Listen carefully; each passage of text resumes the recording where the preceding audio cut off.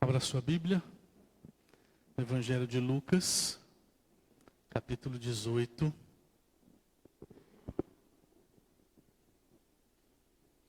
Lucas 18,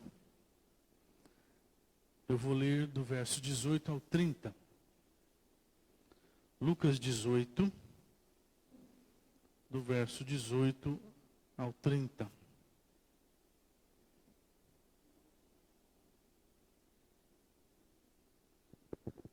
Diz assim: certo líder judeu perguntou a Jesus: bom mestre, o que devo fazer para conseguir a vida eterna? Jesus respondeu: porque você me chama de bom? Só Deus é bom e mais ninguém. Você conhece os mandamentos: não cometa adultério, não mate, não roube, não dê falso testemunho contra ninguém, respeite seu pai e sua mãe. O homem respondeu: desde criança eu tenho obedecido a todos esses mandamentos. Quando Jesus ouviu isso, disse: falta mais uma coisa para você fazer. Venda tudo que você tem e dê o dinheiro aos pobres, e assim você terá riquezas no céu. Depois venha e me siga. Quando o homem ouviu isso, ficou muito triste, pois era riquíssimo. Vendo a tristeza dele, Jesus disse: como é difícil os ricos entrarem no reino de Deus. É mais difícil um rico entrar no reino de Deus do que um camelo passar pelo fundo de uma agulha. Os que ouviram isso perguntaram: então quem é que pode se salvar? Jesus respondeu: o que é impossível para os seres humanos é possível para Deus. Aí Pedro disse: veja, nós deixamos a nossa família e seguimos o Senhor. Jesus respondeu: eu afirmo a vocês que isto é verdade. Aquele que, por causa do reino de Deus, deixar casa, esposa, irmãos, parentes ou filhos, receberá ainda nesta vida muito mais, e no futuro receberá a vida eterna. Vamos orar? Pai, clamamos ainda para que Teu Santo Espírito nos dê entendimento, nos dê clareza de pensamento, nos dê um coração aberto e preparado para receber a Tua palavra. Que a Tua palavra nos transforme, que a Tua palavra nos dê vida, que a Tua palavra nos coloque no centro da Tua vontade, em nome de Jesus. Amém. Hoje eu quero falar sobre uma palavra composta que talvez soe um pouco estranha para você, mas você vai entender ao longo da mensagem. Eu quero falar sobre apatia tediosa. Apatia tediosa. O que é isso? É aquela sensação ruim de que não tem nada interessante.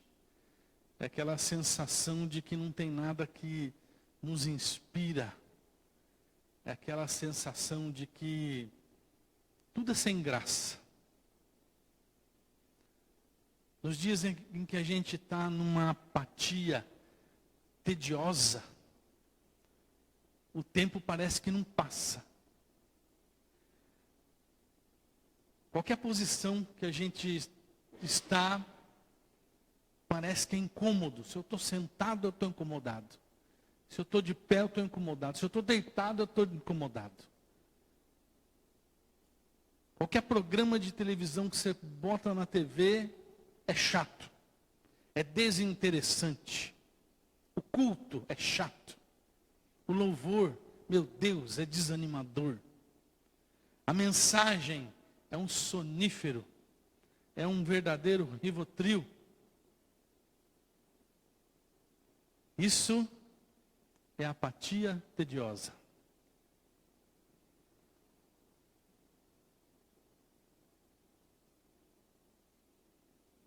Há tempos atrás eu vi um vídeo que mostrava uma moça na beira de uma cachoeira muito alta, se arriscando cair no precipício abaixo, apenas para conseguir algumas fotos para o seu Instagram. Não sei se você viu esse vídeo circulando pela internet.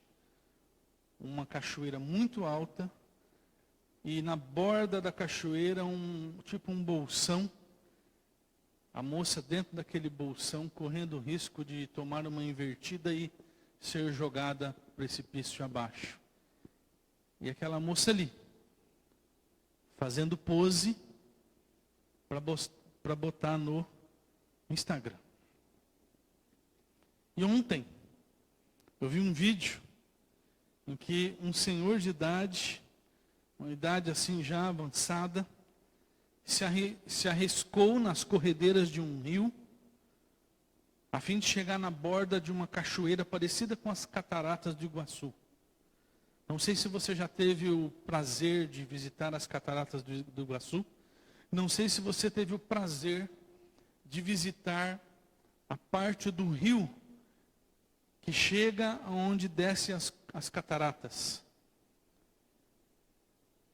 Das vezes que eu fui, o rio estava manso até. E quando eu vi esse vídeo, eu lembrei exatamente daquela água mansa vindo assim no rio e desabando cataratas abaixo.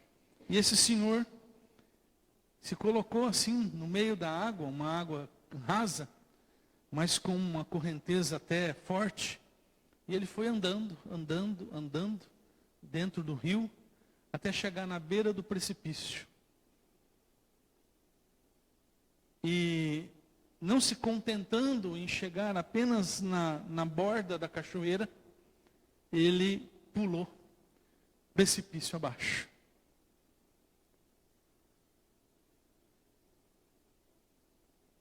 Imagino que ele conhecia o lugar, imagino que ele sabia que lá embaixo não haveria pedras, como existem nas cataratas do Iguaçu.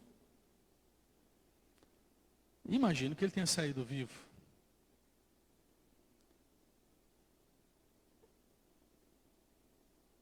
E talvez você possa pensar assim, puxa, mas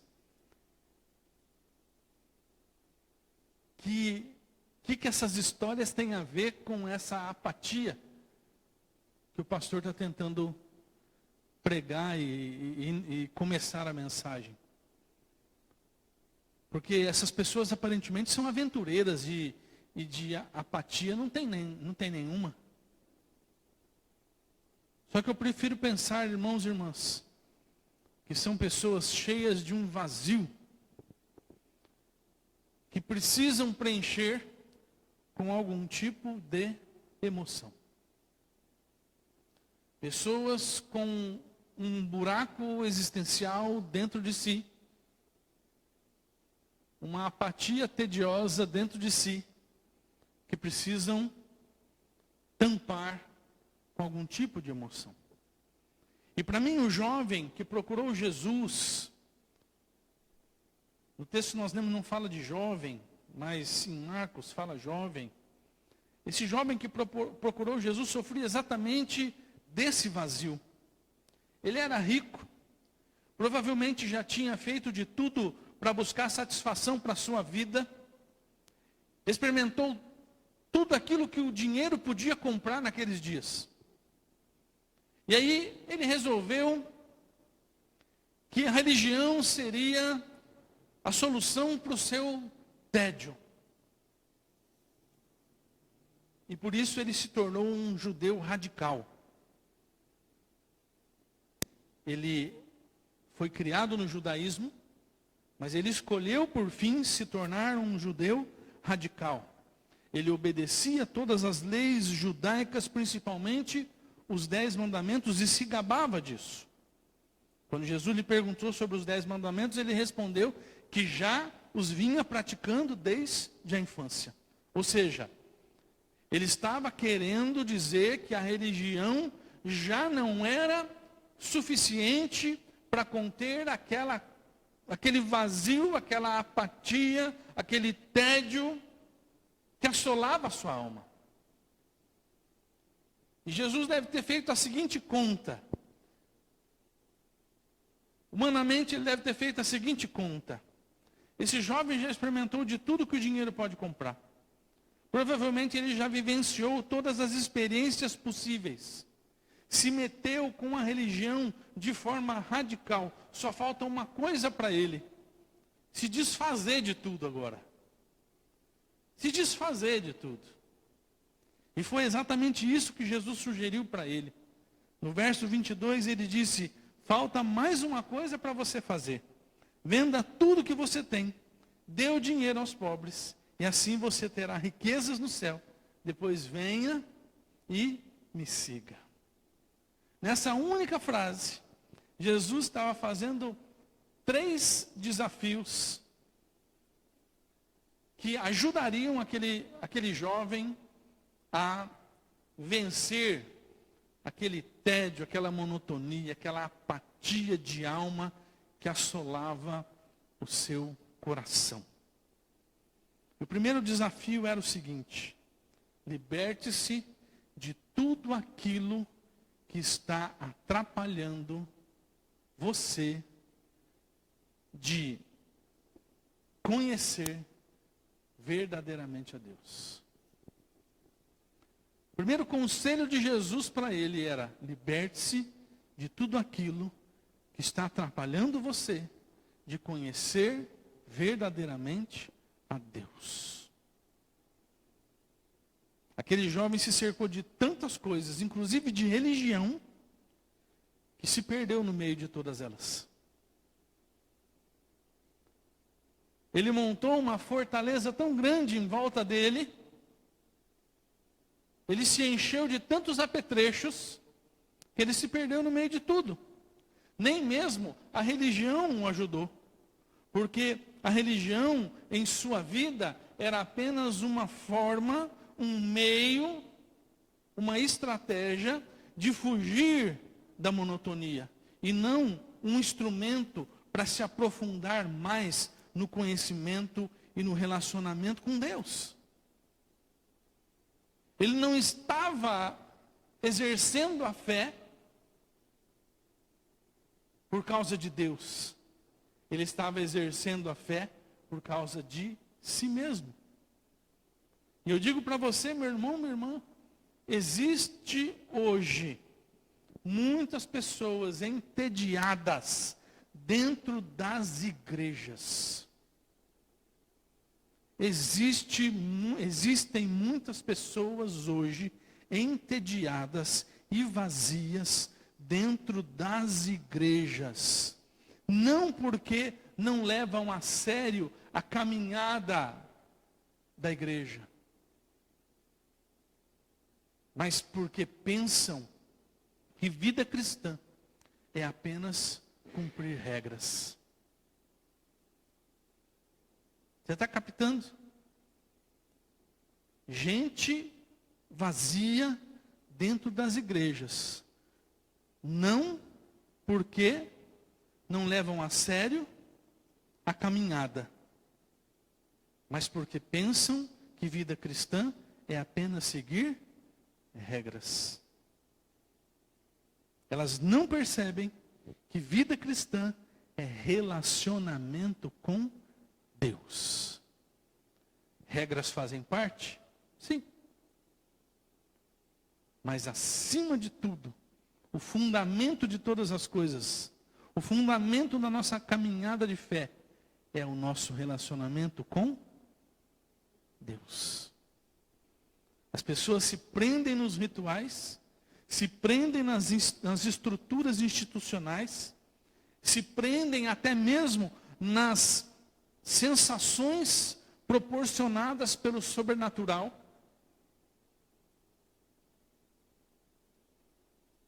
Que elas não conseguem se relacionar com Deus. Se prendem tanto à estrutura que se esquecem do Deus que está dentro dessa estrutura. E aí, quando percebem que a estrutura religiosa não é suficiente, quando percebem que os rituais religiosos não preenchem o vazio da alma, quando percebem que as sensações do sobrenatural não dão mais prazer, elas voltam a ficar entediadas. Elas voltam a ficar vazias. Elas voltam a viver naquela apatia de antes. Conheço pessoas que entraram de cabeça na igreja, se envolveram com tudo que a igreja oferece, se tornaram líderes, se envolveram-se com todo um tipo de experiências sobrenaturais. Eram pessoas que não saíam de dentro da igreja, que inventavam programações e mais programações para ter a sua agenda cheia com a igreja. E quando isso não passou mais a dar conta de preencher o buraco negro que o tédio criou, essas pessoas se enfiaram de cabeça no mundo,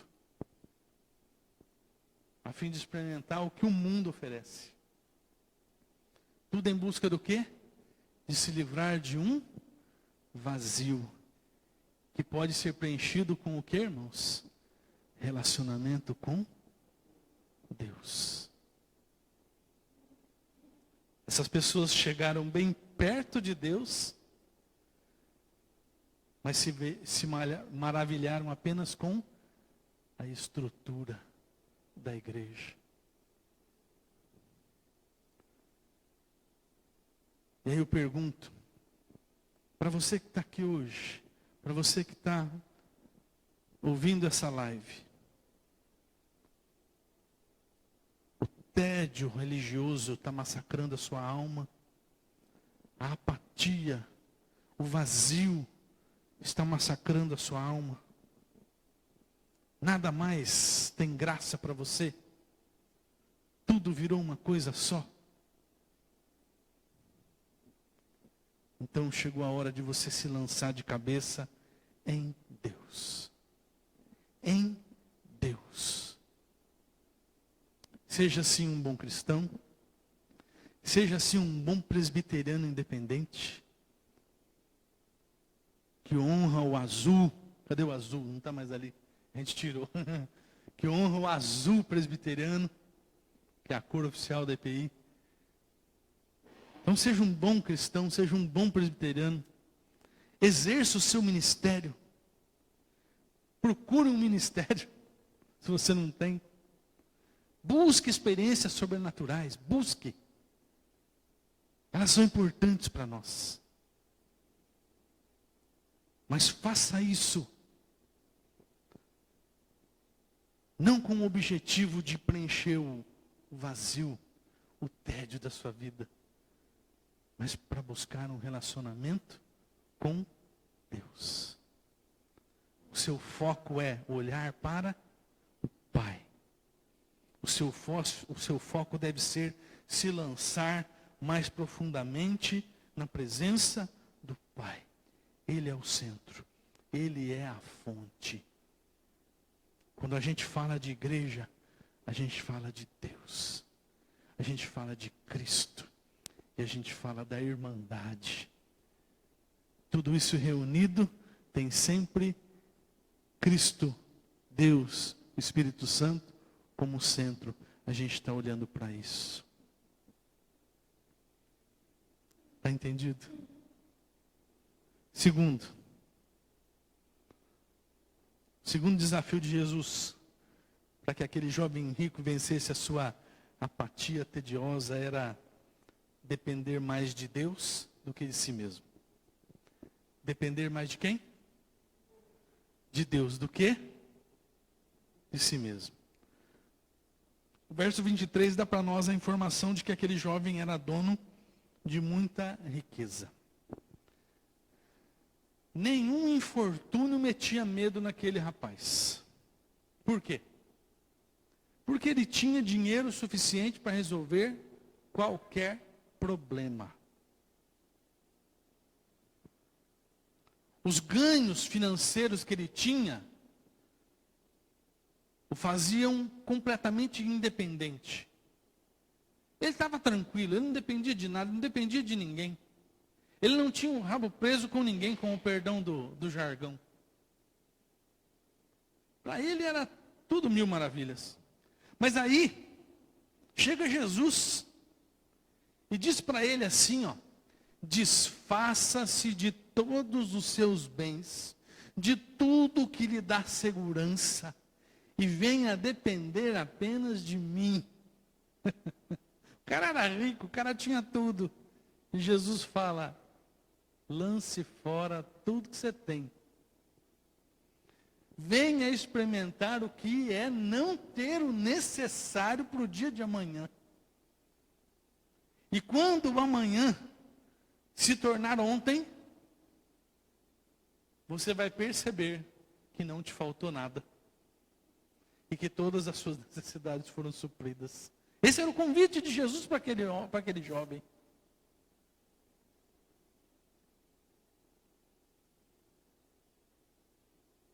Jesus não estava querendo simplesmente deixar ele pobre. Mas ele estava querendo fazer ele olhar para o lugar certo. Um dos momentos em que nós mais vivenciamos como igreja, tá? A dependência de Deus foi no início da pandemia. Você deve se lembrar muito bem. 2020. Lá se foram 4 anos, hein? Março de 2020. Se eu não estiver enganado, 27 de março, alguma coisa assim, de 2020. Daqui a alguns dias nós estamos completando 4 anos em que tivemos a notícia de que tudo seria fechado. Esse foi um dos momentos em que mais vivenciamos como igreja, como comunidade, a dependência de Deus. Por quê? Tudo ia bem, não ia? Estava tudo jóia. A gente tinha acabado de começar a construção do templo. Estava tudo bonitinho ali, já tínhamos concretado tudo, estava uma coisa linda. E de repente, quase que sem aviso prévio, as igrejas foram fechadas. A cidade, se eu não estiver enganada, ficou fechada 1 semana ou 15 dias. A cidade, eu não me lembro com certeza, mas se não foi 15 dias, foi 1 semana fechada. A cidade inteira. Lembra? As igrejas foram fechadas. Tivemos de aprender a acompanhar os cultos pela televisão e pelos celulares. Você nunca tinha feito isso na sua vida. A não ser quando você ia assistir os pregadores conhecidos aí da internet. Eu tive que aprender a pregar para uma câmera.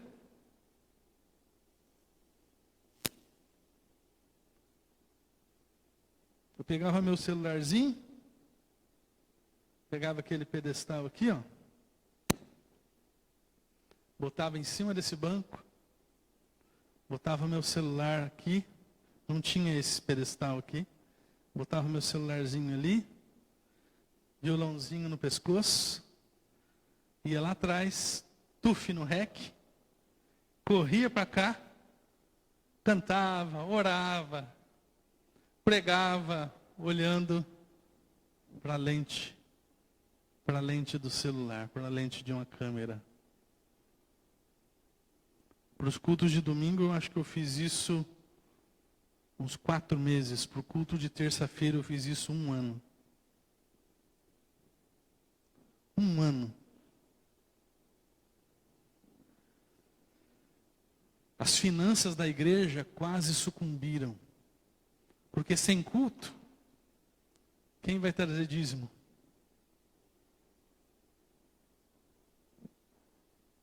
Irmãos morreram. Irmãos preciosos morreram. Não tinha mais comunhão. A nossa comunhão era se encontrar na rua, de vez em quando. A nossa comunhão era a mensaginha de WhatsApp, no grupo da igreja. Ficamos assim por alguns meses, completamente na dependência do Senhor. sem saber o que o futuro nos reservava.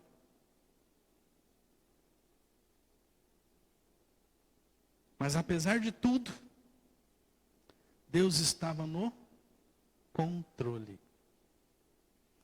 E quando nós fizemos o culto de retorno, foi uma celebração gigantesca. Nós voltamos com um ânimo redobrado, com um ânimo renovado. A gente teve que voltar ainda meio mancando, porque irmãos acima de 60 anos podiam vir para o culto. Estão lembrados? Só depois foi liberado, mais para o fim do ano, que foi liberado o culto para pessoas acima de 60 anos. Nosso culto de aniversário de 2020, nós fizemos lá no concreto do Templo Novo. A igreja, se eu não estiver enganado, aqui, naquele dia ainda a igreja não podia funcionar fechada. Só podia funcionar um grupo pequeno em lugares abertos. Vocês já esqueceram desses detalhes, né? Olha só o que a gente passou. Mas Deus estava cuidando de tudo. E a gente voltou. Voltou diferente. A gente voltou diferente. E a gente está aqui, lutando. A gente aprendeu a confiar na dependência de Deus. Não teve tédio, não.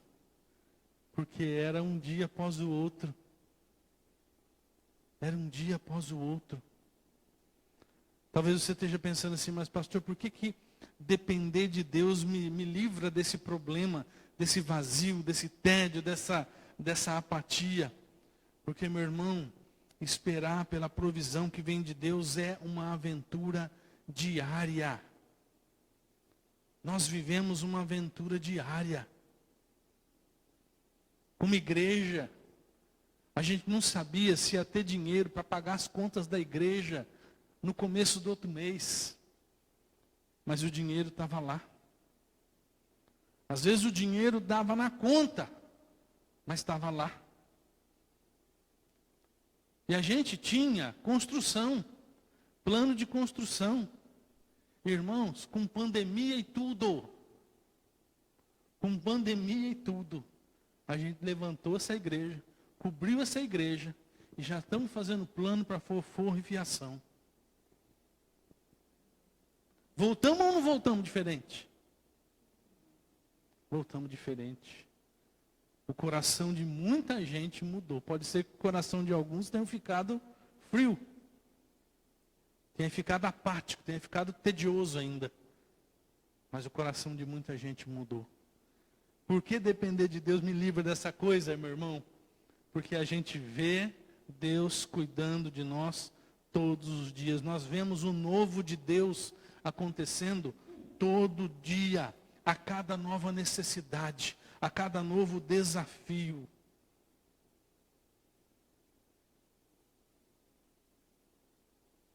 E é poder louvar a Deus e agradecer a Deus por uma bênção diferente a cada dia.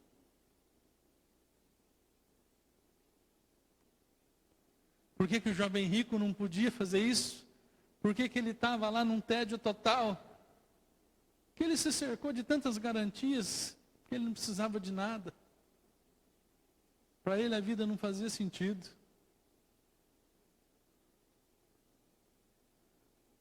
Jesus chamou ele para depender de Cristo. E para ele entender o que é viver uma vida de dependência. Nós vivemos isso como igreja. Talvez você viva isso como um crente. E viver isso, irmão, depender de Deus. A cada circunstância, a cada questão, a cada problema, a cada desafio, a cada sonho. Colocar para Deus um sonho e falar, Deus, o meu sonho está aqui. O meu sonho é grande. Ele é grande. Mas o Senhor plantou isso no meu coração um dia. Então está aqui, ó. Eu quero ver o Senhor me ajudando a cada dia que eu estou na tua dependência. E é poder louvar a Deus cada dia, vendo Deus fazendo a gente subir os degraus até chegar nesse sonho. Sonhos que glorificam a Ele sobre tudo. Terceiro desafio para aquele jovem rico, para ele vencer aquela monotonia, aquele vazio da sua alma, era amar mais a Deus e menos as suas coisas. Verso 22 disse assim: venda tudo que você tem e dê o dinheiro aos pobres, depois venha e me siga.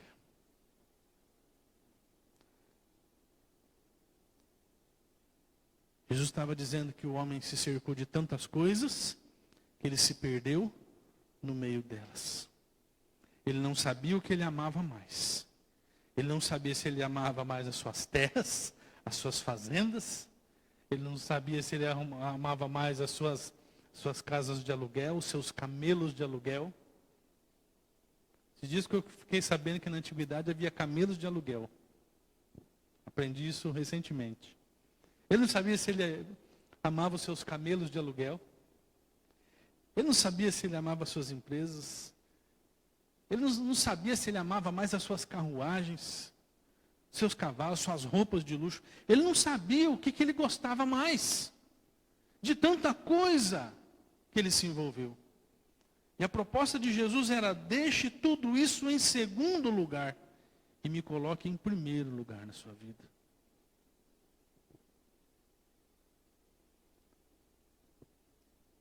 Sabe, irmãos, a história já provou para nós que amar as coisas é o maior engano do ser humano. Os faraós estão aí para provar para a gente essa verdade. Você, assim como eu, gosta de história, você já deve ter ouvido falar dos faraós. Os faraós amavam tanto os seus bens que eram enterrados junto com eles. Faziam lá os lugares, as tumbas de faraós, e aí enterravam a múmia junto com os seus artefatos de ouro. As múmias ainda estão sendo encontradas até hoje.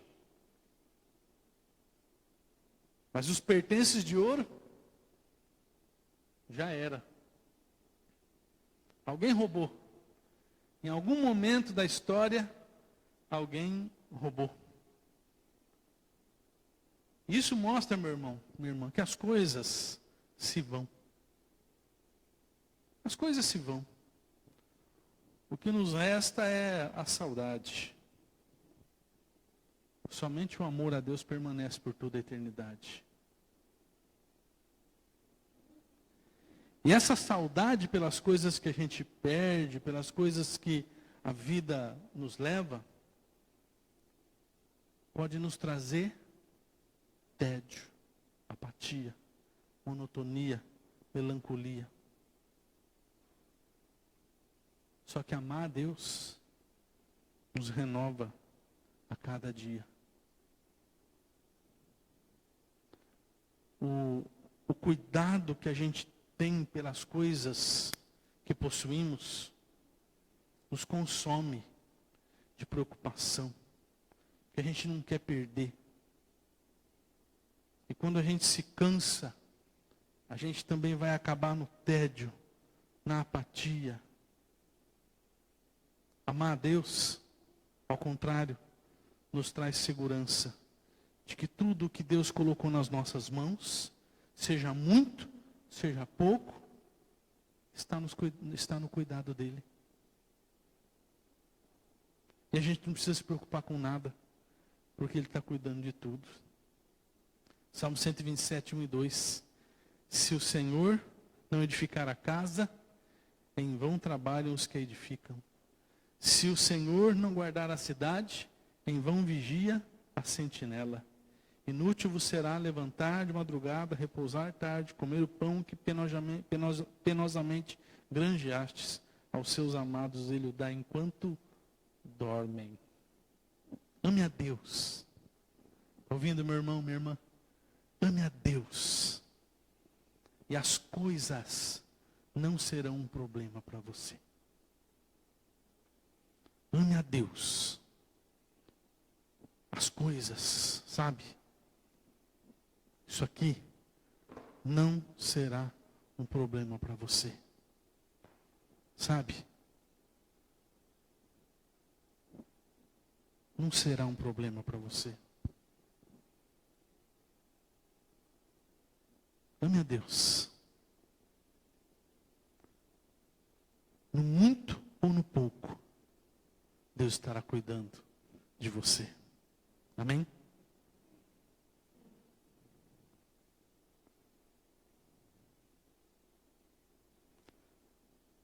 A conclusão que a gente tem do texto que a gente leu é que o jovem não topou o desafio de Cristo. Não topou. Verso 23 diz: quando o jovem ouviu isso, ficou muito triste, pois era riquíssimo. Que essa não seja a minha e a sua decisão. Que eu e você, irmãos, que eu e você nos libertemos de tudo aquilo que está atrapalhando a gente de conhecer Deus de verdade. Que eu e você dependamos muito mais de Deus do que de nós mesmos. Que eu e você amemos muito mais a Deus do que as coisas que Ele nos deu. A fim de que a nossa vida cristã não seja de modo algum uma religião que nos deixa abobados. Abobados. Eu venho, participo do culto, canto, ouço a mensagem, volto para casa, e no outro dia eu estou aqui de novo, e isso não faz diferença nenhuma na minha vida. Que nós tenhamos um relacionamento de intimidade com Deus, que nos dá vida e que nos dá alegria de viver, alegria de caminhar pela fé. E isso perpetuamente, aqui e na vida que virá na eternidade. Amém? Vamos orar? Vamos colocar nossas vidas diante de Deus. Quero convidar você a ficar de pé, a colocar as tuas questões diante do Pai. Você que tem preocupações, não se esqueça de que Deus está cuidando de tudo. A gente passa pelo que tem que passar, na preparação do nosso coração, do nosso caráter, naquilo que Deus quer fazer conosco. Isso não significa que Deus nos abandonou. Deus está nos preparando, Deus está cuidando de nós, Deus está nos lapidando. Se Deus te der, nesse momento, estiver te dizendo um não, aguarde. Aguarde, porque o sim vem na hora certa. Se nesse momento Deus está dizendo para você, espere, aguarde. Porque o sim vem na hora que tem que vir. Se Deus está te dizendo um sim hoje, celebre. Celebre. Não fica calado nas bênçãos que Deus está te dando. Conta para o mundo aquilo que Deus está fazendo na sua vida. Conta para o mundo o Deus maravilhoso que você serve. Pai, eu coloco diante de Ti a vida do meu irmão e da minha irmã. Clamando, Pai, para que cada um de nós possamos desenvolver contigo um relacionamento de intimidade, um relacionamento de profundidade, Senhor. Não queremos, ó Deus, viver numa casca religiosa. Não queremos, Senhor, viver num mecanismo religioso. Queremos, ó Pai, que a nossa caminhada cristã seja verdadeiramente pela fé e que o Senhor seja o centro da nossa fé e da nossa caminhada. Pai bendito, clamamos para que o Senhor nos dê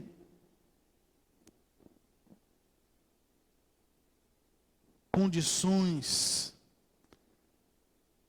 de amar muito mais o Senhor do que as nossas coisas, de depender muito mais de Ti do que de nós mesmos, na certeza de que o Senhor tem a nossa vida nas Tuas mãos.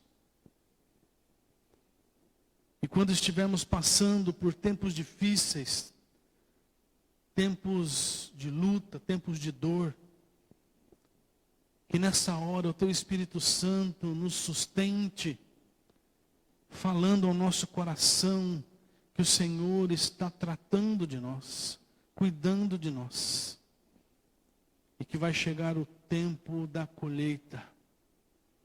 Então cuida da nossa fé, cuida da nossa caminhada, e ajuda-nos, ó Pai, a depender do Senhor. Ajuda-nos a olhar para o Senhor e não olhar para as nossas capacidades, não olhar para a nossa força, mas para aquilo que o Senhor tem por nós, naquilo que o Senhor é por nós. Coloco diante de Ti cada pedido, cada necessidade, cada situação de dificuldade, de luta, que o Teu povo está colocando diante do Teu altar agora. O Senhor conhece cada vida, o Senhor sabe de tudo aquilo que os Teus filhos e filhas estão passando neste momento. O Senhor conhece aquele problema de longa data. O Senhor sabe, ó Pai, que o Teu filho, a Tua filha precisa de sustento, de ajuda, de socorro. E eu clamo a Ti para que o Senhor entre com providência ali. Eu peço a Ti, ó Deus, para aqueles que têm sofrido com a interferência do mal, para aqueles que têm sido oprimidos pelo mal, Senhor.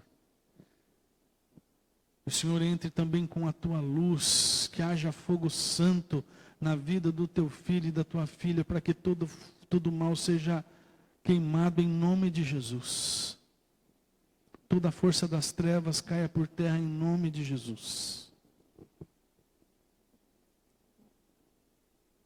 E que Teu filho tenha vitória, Tua filha tenha vitória, Senhor. Dá-nos libertação. Cuida de cada um de nós, Senhor. Traz livramento, ó Pai. Livramento do mal. Tira todo espírito de inveja. Todo espírito de retaliação que se levanta contra o Teu povo. Faz cair por terra em nome de Jesus. E que o Teu povo seja luz para os povos, ó Deus. Que o Teu povo seja testemunho do Teu amor na vida daqueles que ainda não Te conhecem. Em nome de Jesus. Amém. Deus te abençoe. Tenha uma ótima semana. Volte para casa na paz do Senhor.